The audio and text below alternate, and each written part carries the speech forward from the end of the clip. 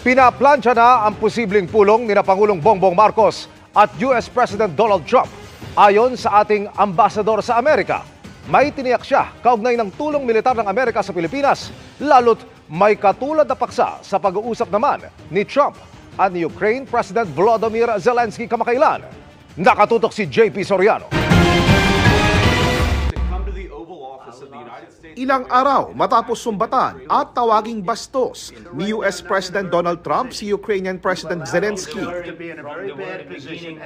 inanunsyo ng White House ang pagtigil ng Amerika sa tulong militar sa Ukraine. Kahit tuloy ang pananakop rito ng Russia dahil unprecedented o bago ang pagkambyong ito sa policy ng Amerika sa Ukraine. Pangamba ng ilang foreign at defense experts na baka mangyari ito sa ibang tinutulungang kaalyado tulad ng Pilipinas.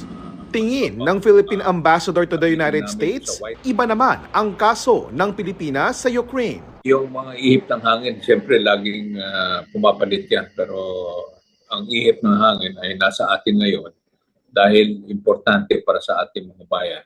Sa Amerika, para sa mga iba pang bayan na mapayapa dito sa ating area na hindi pwedeng isang bayan na pwede mag-dominate. Sa gitna niyan, posibleng niya makipagkita si Pangulong Bongbong Marcos kay Trump sa pagitan ng Abril o Mayo. We've been in communication with the White House kung ano na yung mga pag-uusapan at kung ano yung potential schedule na pwede i-propose. Ayon kay Romualdez, dati nang kakilala ni Trump ang Pangulo. Noong presidential son pa lang siya. President Trump knew Mrs. Imelda Marcos before when they used to see each other in New York. And President Marcos Jr. himself had met President Trump, but of course he was still a young student then in New York. Bagamat di pa malinaw kung anong pag-uusapan, tiniyak ng ambassador na sa ngayon walang dapat ipangamba sa tulong militar ng Amerika.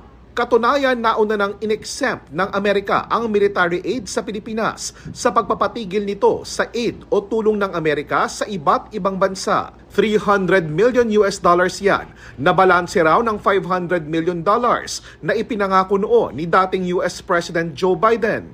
So basically, the whole amount has been already approved for exemption. Pero siyempre, all that is based on information that kumbaga ino-audit ngayon ng bagong gobyerno sa Amerika na kailangan alam nila kung saan pumupunta yung pera.